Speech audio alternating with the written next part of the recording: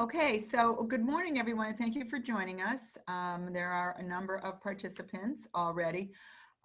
Joining us today as panelists, we have Christina Heffley, who is our Director of Teaching and Learning, and I have Barbara Beeman in the room with me. Her device isn't working, so she's in the background so she can hear everything. She is our Special Education Coordinator.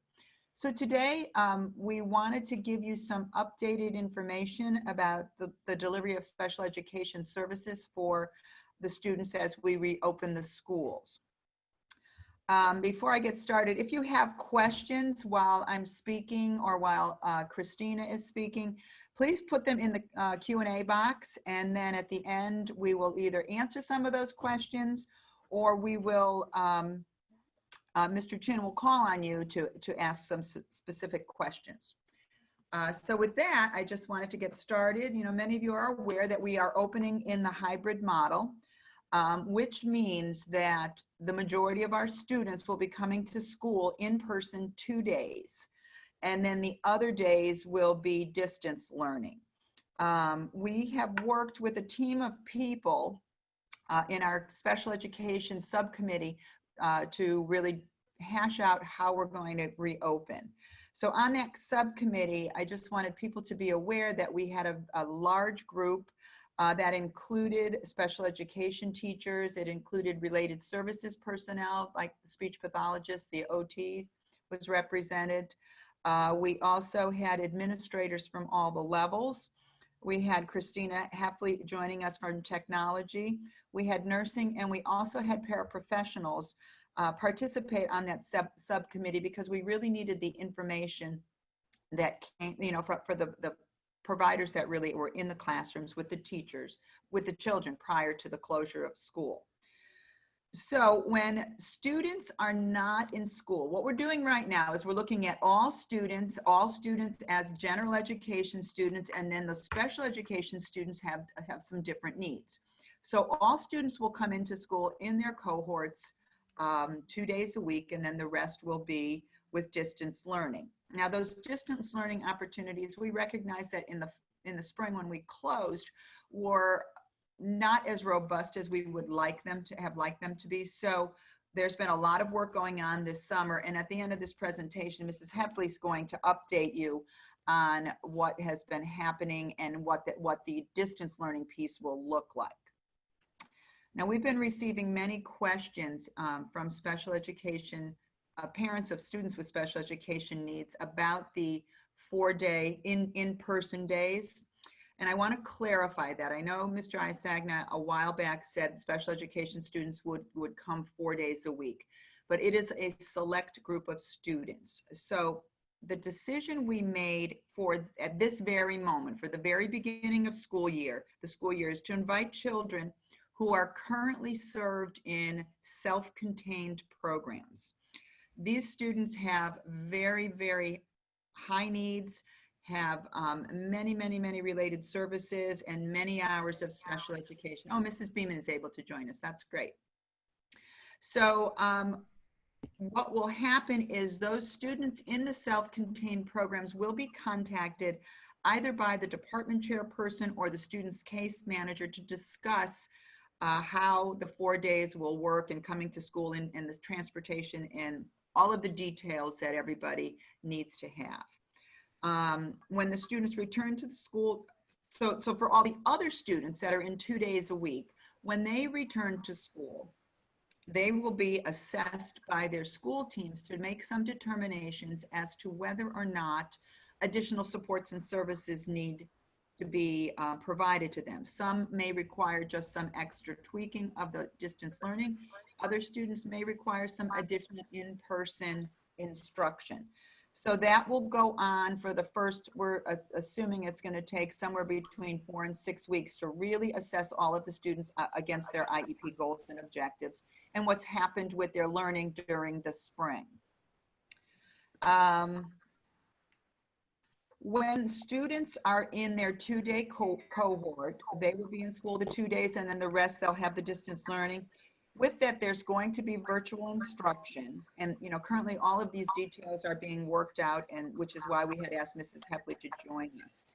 but you can expect that your child will have some face-to-face contact with either their teachers, related service professionals, paraprofessionals who will support them during the distance learning piece of this reopening.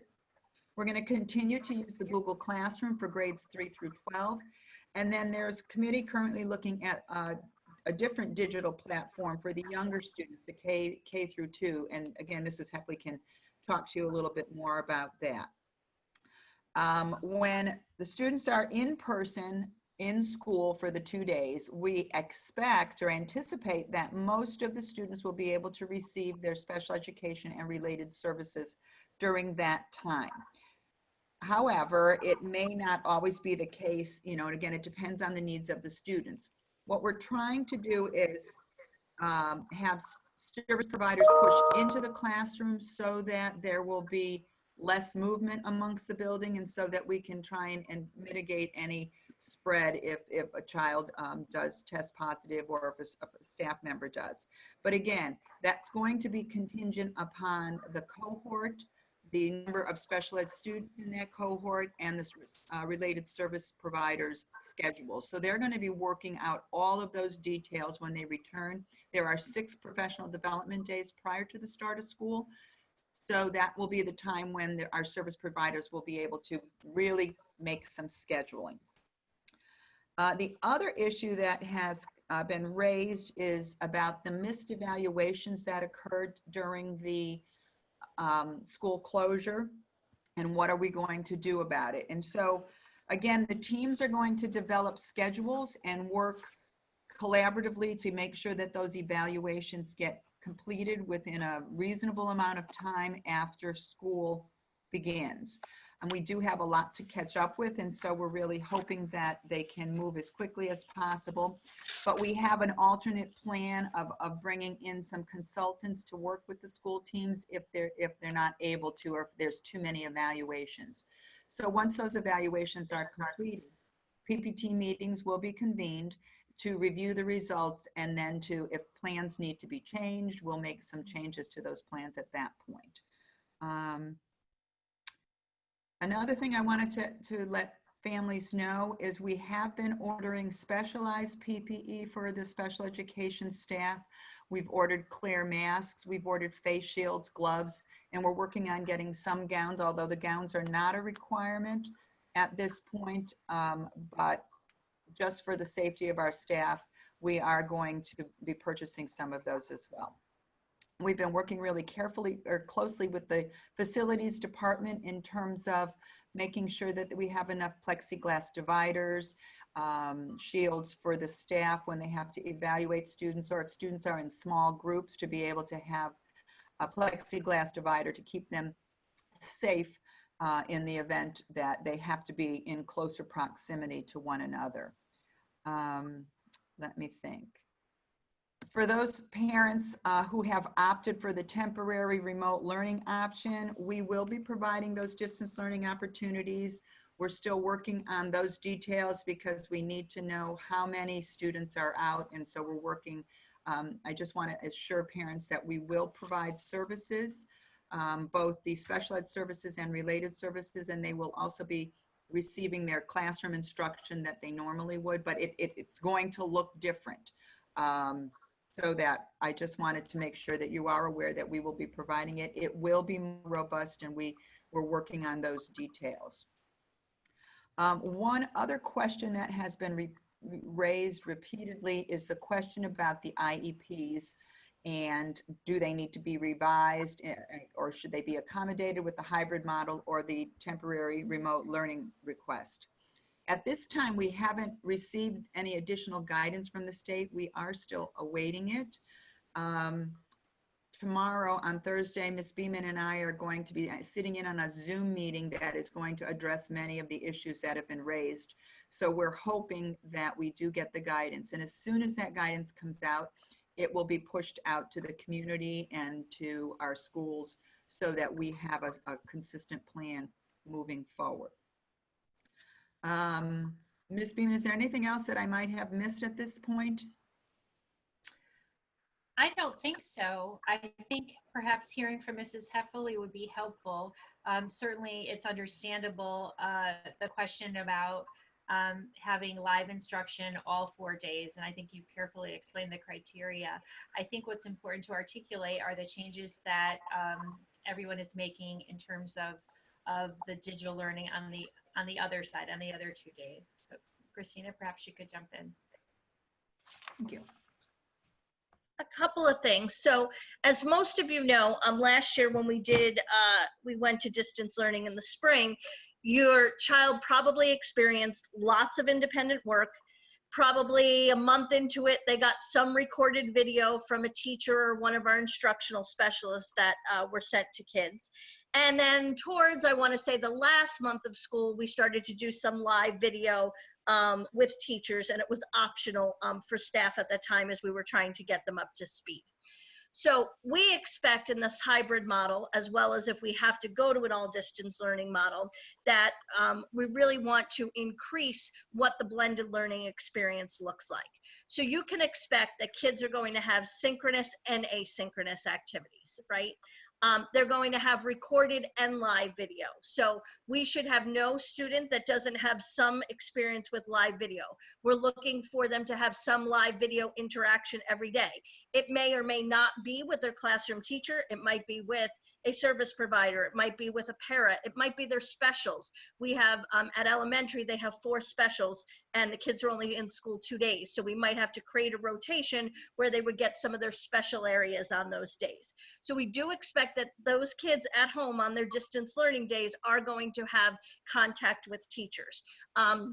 We're also looking at a model where teachers could do a check-in, perhaps on the morning meeting on elementary school, that they could check in with kids remotely and in the classroom, kind of to outline the day, what's expected. We do expect more. I think a lot of you probably experience a lot of full group meets, but also using the live video instruction to do small groups, to do small group interventions, to do sort of kids that are struggling on a particular topic. So we do expect that the live video won't be just full class experiences, but will also be small group experiences.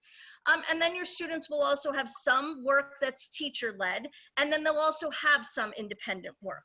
So what we're looking is trying to be very strategic about that independent work, having students really focus on things that they're able to do on their own without a lot of support, and then using the teachers in the classroom to really deliver the instruction and the content. In addition, I think Kim had mentioned that we're also looking for a support structure on the special ed side. So there might be some para support that they can have on distance learning days, a place to ask questions, that kind of thing. So we do expect it to look very different. Our teachers, you know, we spent a lot of time doing professional development. My team we did about 176 different PD sessions between March and June with teachers. We have teachers who are, you know, working on their own over the summer to sort of get up to speed.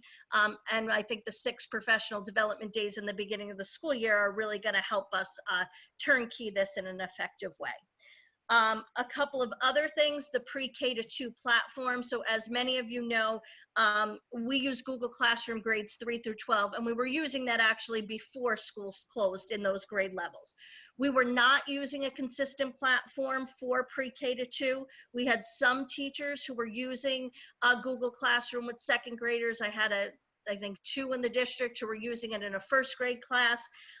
So when we went to distance learning in the spring, we had to come up with a way to get the daily assignments to parents and kids turn in work. So the thing we did was, which was the easy thing at the time, was to sort of send an email every day to the parent email addresses.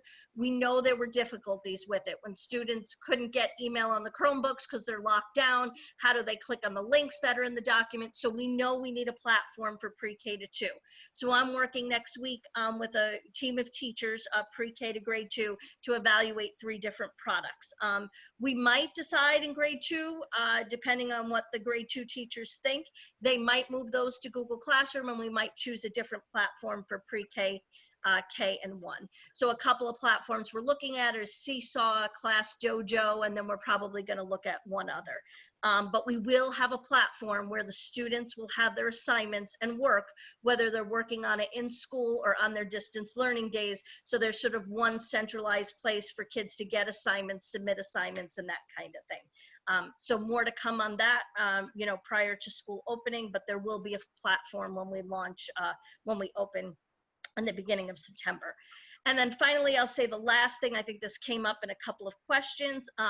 The cohorts for elementary schools, your principal should be sending you an email on Friday indicating what cohort your student is in. And that, you know, is expected to come out Friday from each of the building principals. So you can expect to see that later this week. Kim, did I cover everything? I think you've got it, Christina. Thank you very much. I appreciate it. So now I think we're ready for some questions.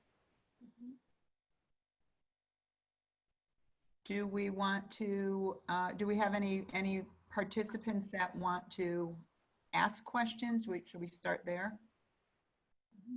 Sure. If there's somebody on the phone, they can press *9 to indicate that they'd like to raise their hand. And if you're on Zoom, just press the raise hand feature and we can bring you in to ask questions.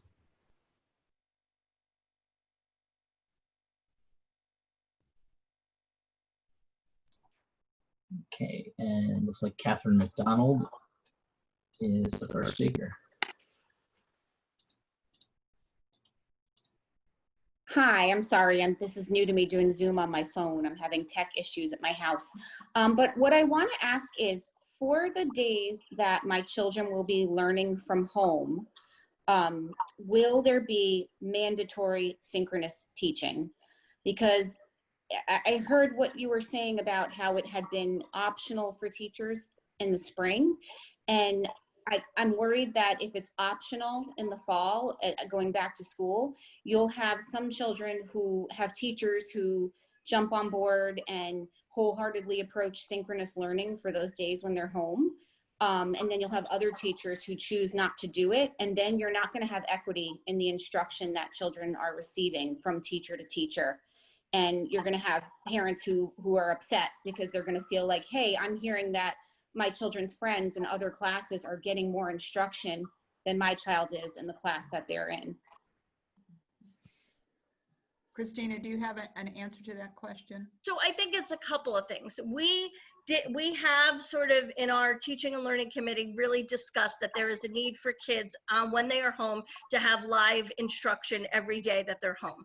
So what we're not advocating for an elementary school level kid in particular is that they need to be attached to a Google Meet 6.5 hours a day and follow along with their class schedule. So our goal is to make it consistent. If we're providing it in one school for one grade level, it should be provided in another school at the same grade level.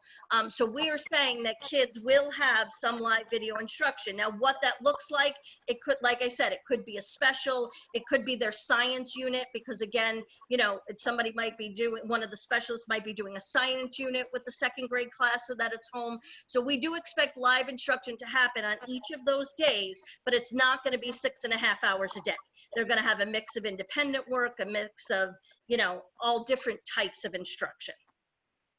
And for the special education and related services, my expectation would be that the students will receive their direct instruction while they are in person in school. And then on those other days when they're home, they should be supported either by another teacher or perhaps a paraprofessional. So that's what we're anticipating will go forward.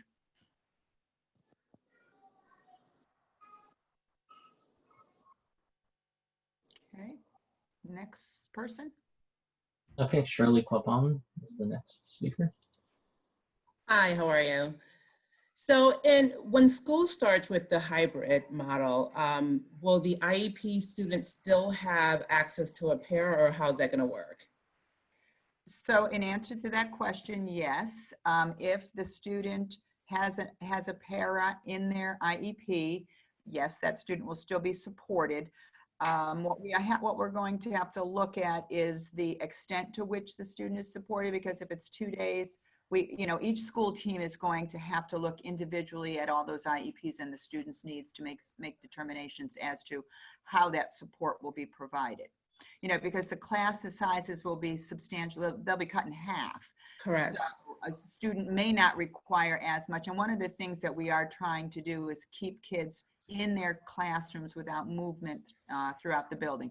It'll be a little bit different at the secondary level, but at the elementary level, the plan is they will stay in their cohort for the day. They'll go outside together. They'll have lunch in that classroom, to kind of minimize the amount of movement within the building. I not worry, but I wonder how that's going to work, because I know with my child, being in a classroom setting where he's trying to get his lesson from IEP, and then there's a classroom going on. How are they going to limit that distraction? I guess that's my question. And that's a very good question.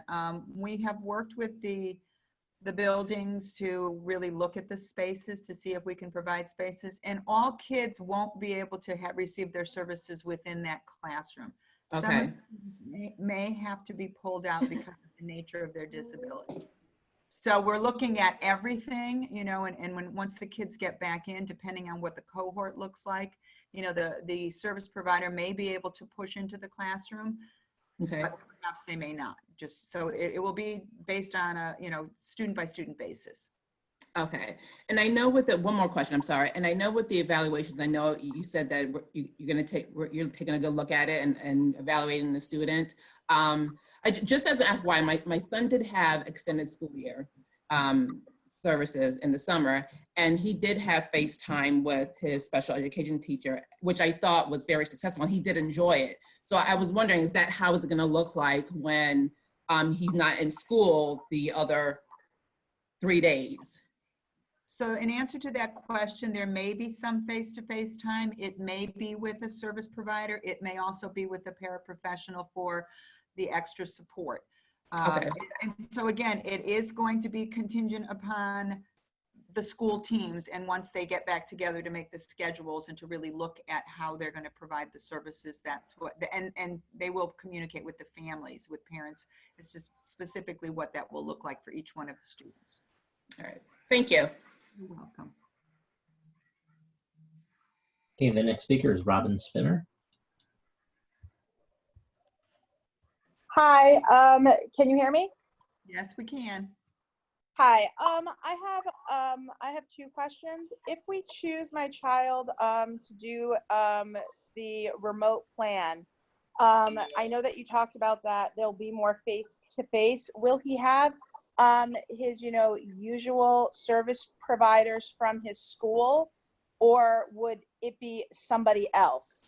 And if he goes into the other plan, would it be possible, if he's going to school in person, would it be possible for him to get his services when he's not in school and have it face-to-face on video, so that we're not putting him in a situation where he would be in the same room face-to-face with a provider who may have been split between schools or may have seen a ton of different kids from a bunch of schools? So that's a very good question. And at this juncture, I don't have an answer to that because we haven't, there are so many iterations of how to provide the services.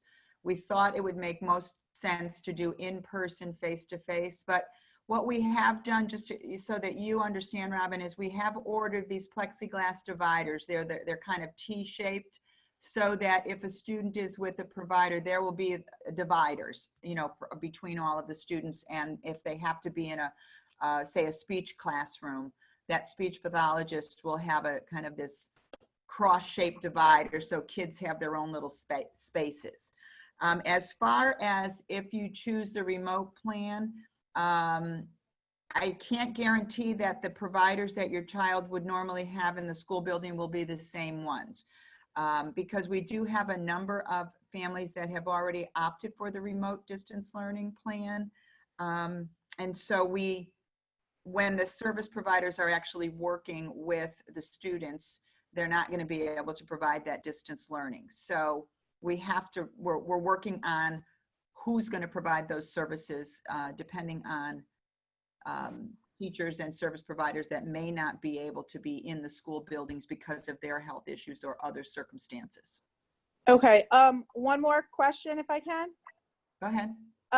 If he, I know that you had said that you're not sure if we choose to send him, that you said that you weren't sure yet if we would be able to have his service days on one of the, you know, days that he wouldn't be in the building. When do you think you would know that by, so that we can decide what, you know, we're going to do? Sure. So I think, again, I don't have a really good answer to that question, because we are really trying to first figure out the staffing, who is going to be able to be in the buildings. And then the other piece of this is with when the staff are back together, those 6 days prior to the opening of school, when they will make their schedules. If they can accommodate it, they may be able to, but if they can't, you know, I don't get involved in the actual scheduling of students, nor does Ms. Beeman. So it really has to, you know, sit at the school level. So the school team would be able to address that once they're together and scheduling the kids. Okay, thank you so much. You're welcome.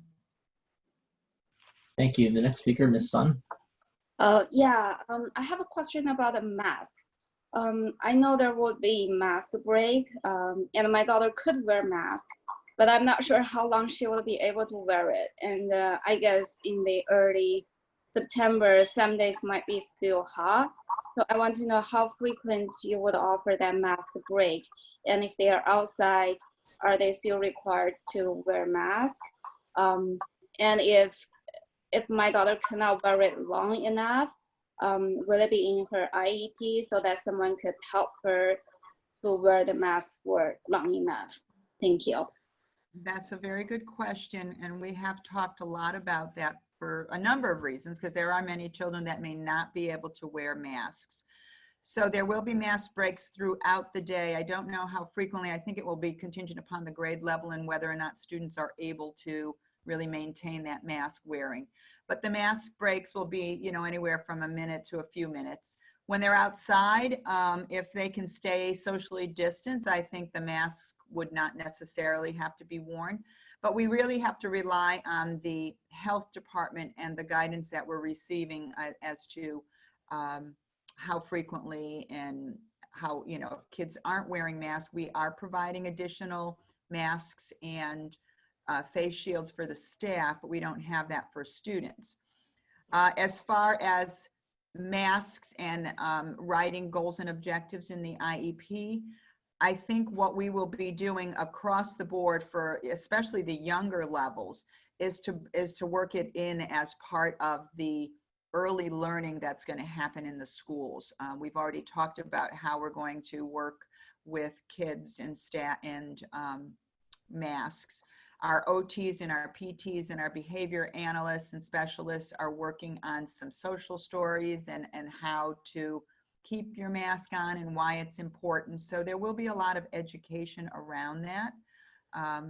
And, you know, and so we will, if a student can't wear a mask because of a medical reason or because they just can't keep it on, I honestly don't know what the answer to the question is, except that, you know, everyone else around will have masks on. So, you know, we're going to do the best we can to keep kids and staff and families safe during this time. Thank you. And I have another question. So because my daughter needs speech therapy, I just feel like it's really important for her to see the mouth part of the speech pathologist, and it's also important for the speech pathologist to see her mouth to figure out whether she's attempting to make a sound or whether she is making a sound correctly.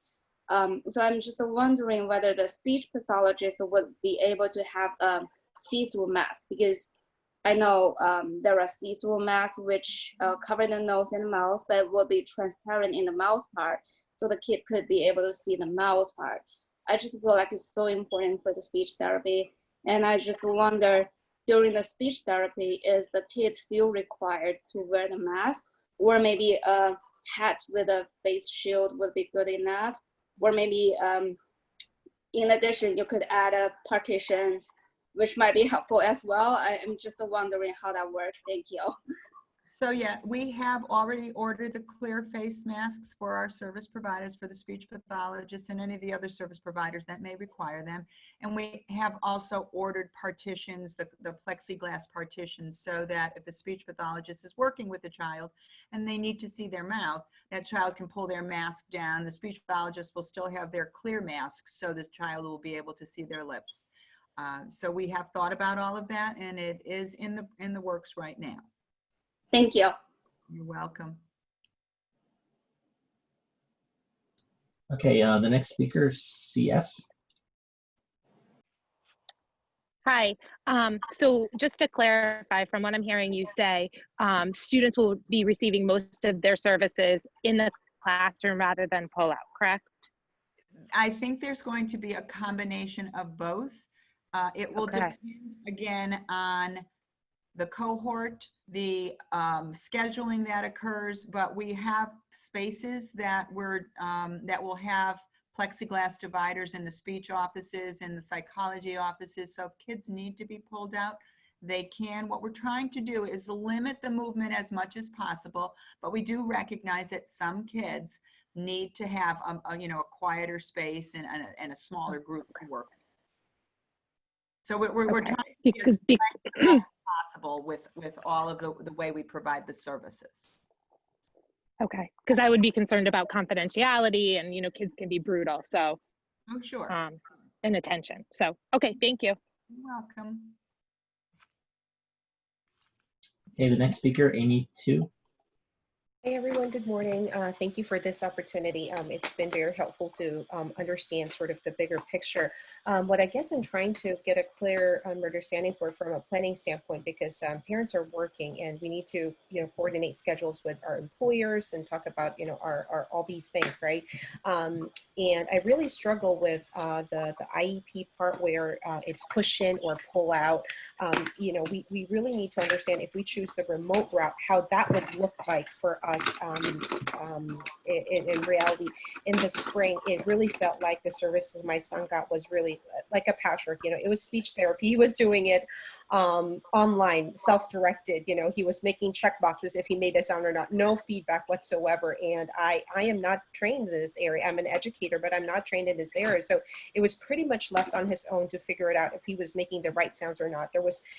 I'm very concerned that he regressed tremendously. There was just no feedback whatsoever. It was only in the last month where there were, conversations that happened on the phone that made it possible for him to reconnect with his speech therapist. Otherwise, it would not happen at all. There were no services that would have happened if I had not reached out to the principal and all that stuff. So I'm just really concerned if, we choose the remote route, we would be left behind and we will not be receiving the services that he needs to get. So we just need assurance that, if we choose the remote route, the services will not be watered down, it will be consistent, and it will still be closely in line with what was written for him. Thank you. So in answer to that question, the expectation is that if a parent chooses the remote route, that the service providers will do some face-to-face virtual online meetings with the children. It might still be in a small group, but certainly the speech pathologist can work with the student, and actually they can do a face-to-face like we're doing here today. It might not be every day. So say, for example, your child has two sessions of speech per week. It might be one face-to-face and then one supported by either a paraprofessional or some recorded video, or a variety of other ways that the staff can accommodate these students' IEP. We are still waiting for additional guidance from the state as to how to implement IEPs in the remote learning model. So we're hopeful that tomorrow, when Ms. Beeman and I are on that call, that we'll get more guidance from the state. Okay, that's very helpful. Thank you. It just means so much that we could do the video chat because this is speech. It's really ridiculous that, you know, he was receiving services over the phone when he can't see his therapist and vice versa, right? So we were told a lot of times that it was a FERPA thing, that, you know, video chat was not available. And I guess moving forward, it's just not an acceptable option anymore. We really need the live video synchronous feedback for our children to be able to continue to learn and thrive in this environment. Thank you. Thank you. All right, sorry. The next, he just scraped his knee outside. Shelley is the next one up, Bill. My question has to do with, Kim, you mentioned about the evaluations that might have been missed throughout the summer and the spring. My daughter is one of those that missed an evaluation. They were supposed to be specifically checking for particular learning disabilities. I know you said that you're backlogged and you know you guys are going to do the best you can to fill us in. How do we make sure we're on that list to not be missed? Like, should I call the school? You can certainly call the school, but our case managers all have those evaluations that were due during that time from March 13th till the end of the school year that were missed. So what will happen early on during the 6 days prior to the opening of school, they're going to need to create those schedules as to when the evaluation. So the ones that were due, say, back in March, they will be done first, and then we'll move forward from that direction. So my expectation is that once the schedule is set, that the school teams will contact parents to say the evaluation is going forward. Because it is possible that if any evaluations were started, it might, the evaluation results would not be valid at this juncture. And so we may have to adjust the assessment and start from scratch. So the school teams will be able to let you know that. I do have one more question. It's about the Chromebooks. My daughter's entering the 3rd grade, so she has not had one previous. Will it we're definitely doing remote learning. We've already decided that. So will a Chromebook be automatically sent to her? Is it something we have to request since she will be remote learning? Okay. I can answer that. So every student in grades 3 through 8 are going to be part of our one-to-one program. We already had a one-to-one program in grades 5 through 8, and grades 3 and 4, we had a Chromebook for each child, but it was on a cart in the classroom. So every 3 through 8 student, the first week of school will have a Chromebook that's theirs for the next 4 years. And there's an insurance program parents can opt into for, you know, $30 and covers repairs if the screens get broken and that kind of thing. So that will come out. For parents, so you don't need to do anything if you're in that grade 3 through 8 range. Every student will get one. If you are doing remote learning, once you sign up for remote learning, I have access to that list, and we will be calling you with a pickup time sometime after September 1st. So we had 1,500 Chromebooks come in yesterday. So now we have to prepare all of them. But we have a great IT team that's doing that. And so we expect we will have them in the schools by September 1st. And then the schools will distribute them and give you a day and time, or a couple of days and times you can come and pick that up prior to the first day of school. If you're a pre-K2 parent, because I know we have some of those, your student will have a Chromebook that they can use in school on a cart. We're not really recommending pre-K to 2 take them back and forth every day, like grades 3 through 8, just because they're little and, you know, they drop them and that kind of thing. But if you need an additional Chromebook at home for your pre-K to grade 2 child, then fill out the IT request form and request one, and then we'll actually prepare one that you can have at home for their distance learning days. Thank you. Okay, next speaker, Swati. Hi, I hope you can hear me. Yes, we can. Okay, thanks. So I haven't decided for my kids as to go with the remote learning or go with the hybrid option. And before I do that, I wanted to understand the difference between the two models, except that there won't be any live interaction or one-on-one interaction if we go with the remote learning model. But I'm hearing that there will be some videos or live streaming for the kids who are opting for temporary remote learning. Other than that, is there any other difference that we should be aware of in terms of the content or the pace with which the kids will be able to learn? Will it be the same as the kids who are opting for hybrid model? So if you can share more details, which will help me decide which option works best for my kids. Christina, did you want to take that one?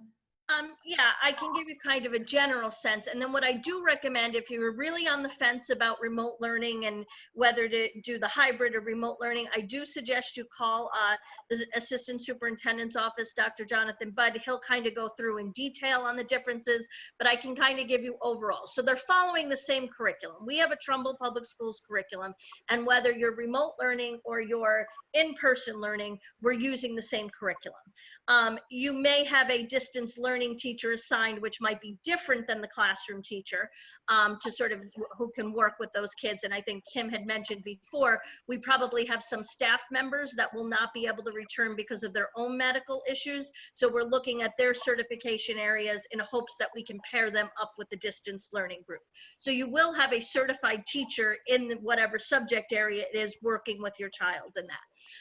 All of our curriculum documents are available on our public website. You can go take a look at them. You'll notice that in a lot of them, they have key learning targets identified. So those key learning targets will be the same key learning targets, whether you're doing remote learning, whether you're doing hybrid, or whether we're all doing distance learning, because that is our curriculum. You know, it will look a little different in that, you know, your kids are home 5 days a week. So they're not having that live one-on-one interaction. So they might actually get more, you know, live video opportunities with that distance learning teacher who's also at home. But the curriculum and how we deliver it is going to be, you know, it's the same curriculum. But I think calling Dr. Budd's office is a good idea if you're kind of on the fence. He's really good about answering some very specific questions.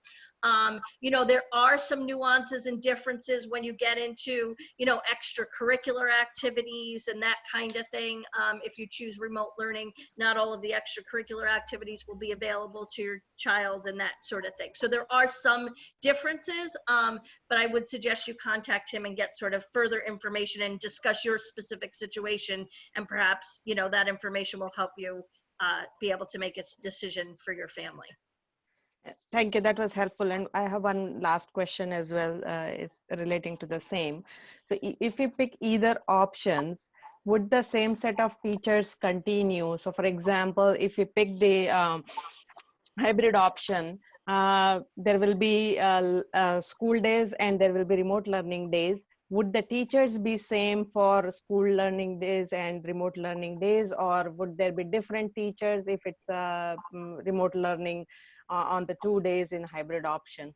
So I think it's going to be a mixture of things. Like one of the examples I use that we're looking at is if you're in school Monday, Tuesday, and then Thursday, Friday, you're at home, you might get some of your specials. So you might get, you know, on a rotating basis, you might get your live video with you might get your music special on that day. You might get your library special on that day. So it's not always going to be the classroom teacher. But it is going to be a teacher that would, you know, that's certified in that area that aligns with our curriculum and the instructional minutes we need to deliver for each of those topics. Okay, great, thank you.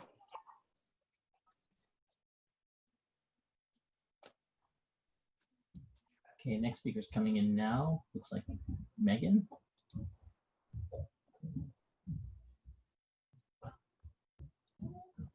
Hi, I have a question. Are we gonna have a same case manager which we had last year, or it's gonna be a same different one? That will again depend on the teachers that are able to be in the school. You know, if you had a case manager, if you're at the elementary level, it's likely your case manager will remain the same, but you know, there's not a guarantee at this point because we are still waiting to find out which teachers are not able to come back to into the buildings. So, you know, it might be a combination of one or two people. We will we're working very hard at trying to figure all of that out. Right because last year the case manager was not good at all, because we didn't get anything from her till the end. Only thing we got was a survey, and there was no speech therapy. It was only the questionnaire, which was nothing in compared to anything. So I appreciate the comments. So if you have some specific concerns, I would suggest that you email me or contact me at the Trumbull Public School website. My email address is there, so you can, or you can call the pupil personnel services offices, and we can have a conversation. Okay, thank you so much. You're welcome. Next speaker, AB.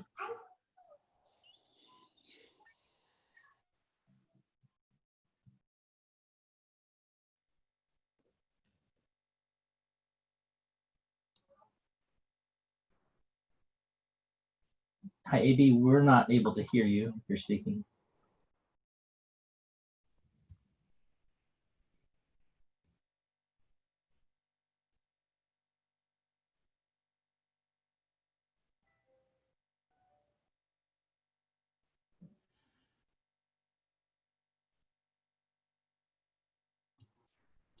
Okay, we'll go to the next speaker, Ms. Sonigan. Oh, yeah, I'm sorry. I have another question. I know some people might prefer live talk or live video, but I'm actually kind of nervous about it because I actually asked her this in the Q&A, but I didn't see an answer and it disappeared, so I have to ask again. Because she could throw tantrum and she could almost like melt down for a whole day during the pandemic, because I tried to schedule the teletherapy for her, but apparently it didn't work out for her. So my question is, can we opt out of the live meeting if it's not working for her? Then what other services could we get? Thank you so much. That's a good question. And so yes, if you feel that the live is not working for your child, there are other options. We are using recorded videos. If you choose to bring have your child come to the hybrid model, we'll provide those services while the child is in school. The service providers can make phone calls, they can do emails, they can drop information into Google Classroom. So there are a lot of options available. And then again, if it's a younger student, a pre-K through 2, there will be a different platform, a different digital platform that we can use. Oh, then can I ask about it? Because my daughter is going to K, and for the younger children, even for the neurotypical children, it's very difficult for them to stay in front of the screen. So during the summer, she did have the ESY with Tech Ed. She only does like a 10-minute live meeting with a teacher. It's not demanding at all. It's just singing songs and read a story. And even for that, I have to offer M&Ms as a strong reinforcement so that she will stay in front of the screen for about 10 minutes. So do you have any specifics for the kindergartner? How long would be the live talk and what would it look like? Thank you. Well, I think for the younger children, once the case managers and the service providers get to know the child, because your child is going on into kindergarten, they will make some determinations. And if when we first started doing live video, we had a couple of kids that could only sit on the video for a couple of minutes. So that worked. And then we tried to expand that with each live video meeting. So, I think working closely with your case manager, with the service provider, with the speech pathologist, whoever would be doing the video conferencing, I think that would be the best way, because it needs to be individualized for your child. Okay, thank you. Sorry, I have a follow-up question because I don't know much about case manager. I hear people talking about that. What's case manager? Because we don't have it. Okay, so a case manager, every student with an IEP has someone who's kind of in charge of the whole IEP. So that way they make sure that if evaluations have to occur, oftentimes the case manager might be a special education teacher, or the speech pathologist or the psychologist. So what they do is they just make sure that the IEP is written, that when there are meetings, they get everybody that needs to be part of that meeting participating. So it's really the go-to person for you. So if you had specific questions, you would go to that case manager, and if the case manager couldn't answer it, they would find the answer with some of the other providers. Okay, so I don't think I have one yet. So will it be assigned? You will be, yes. If there's not one assigned yet, you will get one assigned once school reopens and the school teams get back together. Okay, thank you so much. You're welcome. Okay, we'll try again. AB? Hello, can you hear me? Yes. Great, I'm so sorry, I'm having some technical problems, but I have two questions. And I apologize if they were addressed. I got kicked off the call a bunch of times, but I have some concerns about my daughter's services being given in the classroom, given her social emotional needs with that. She feels very insecure, and I know she wouldn't be alone in this, but given the discrepancy between her performance and her peers' performance, she shuts down and doesn't want to read in front of her peers if they can hear her. So could the district consider something like a waiver for children like that? Like, could I sign a waiver to allow her to be removed from the classroom so that she can get the most benefit from her service time? So that's a good question. I think you did miss the answer though. Oh, okay. That's okay. So I can quickly tell you that there will be a combination of in classroom and pull out, because we do recognize that there are some children that just won't be able to work within the classroom.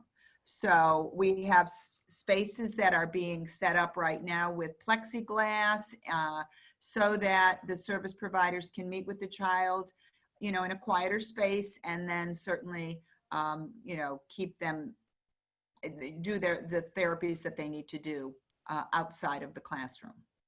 Okay, thank you. And then my second question is, when the children are assessed in the beginning, as you had said, and then you will see if more in-person instruction would be required on different days, would busing be involved in that, or would it be the parent responsibility to get the student to school?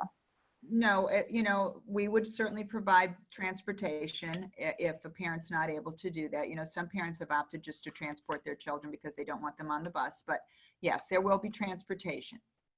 Okay, great. Thank you so much. You're welcome. Next speaker, Shirley Kopang.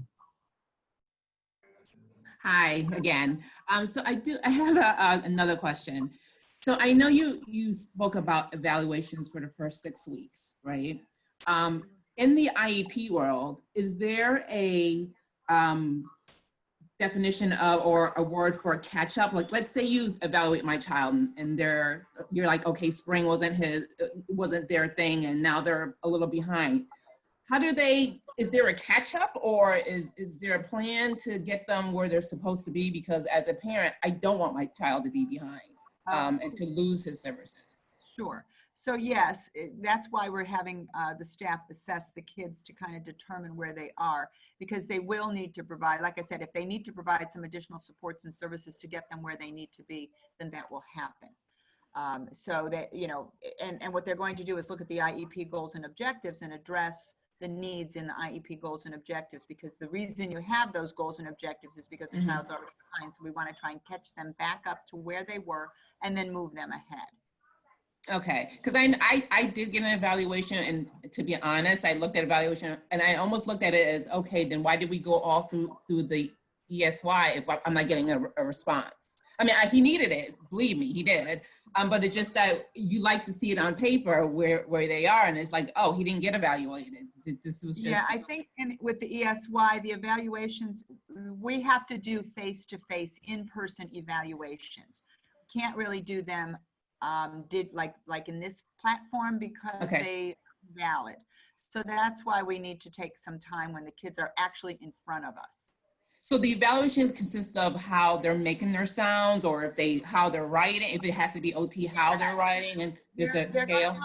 They'll look at the IEP, they'll look at the skill set that's necessary for the particular grade level, and then do some curricular-based assessments, some informal assessments, some observations to really get a sense of where that child is functioning. And the staff Okay. they're really good at doing that quickly. You know, Okay. because they'll know your child. They knew your child prior to the school closure, so they knew whether your child was functioning prior to that. So they'll be able to quickly say, oh yeah, he or she's lost ground. Nope, he's doing well. We just need to move forward with some specific aspect of the program. Right, because I was concerned of, because my child is one reading level behind his class. I didn't want him to be like 3 after, you know, spring. Absolutely. So they'll look at all of that. Okay, thank you. You're welcome. We have time, I think, for maybe one more, Bill. Okay, Aimee Congdon.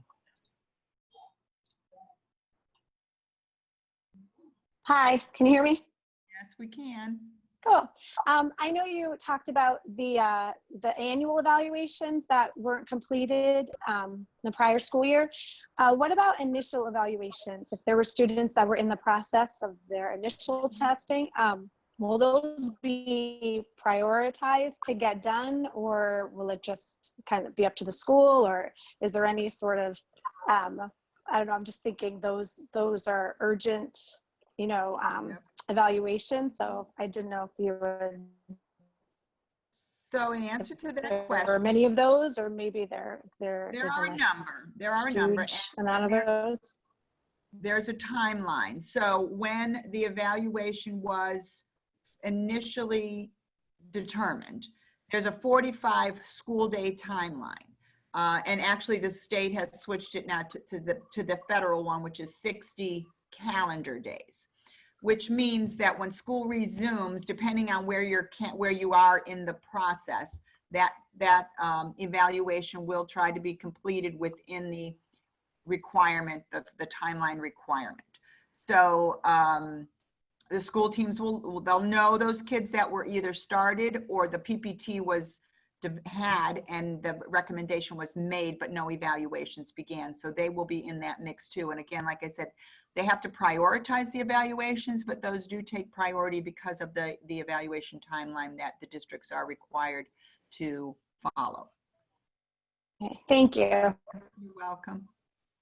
Well, I think that's all we have time for. I don't know if we answered all of the questions in the question and answer box, but certainly we will do our best to provide those questions that haven't been answered. And I do thank everyone for participating. Feel free to contact either myself or Ms. Beeman with any additional questions that relate to special education or to your specific child. So again, I thank you all. Thank you, Bill and Christina and Barbara.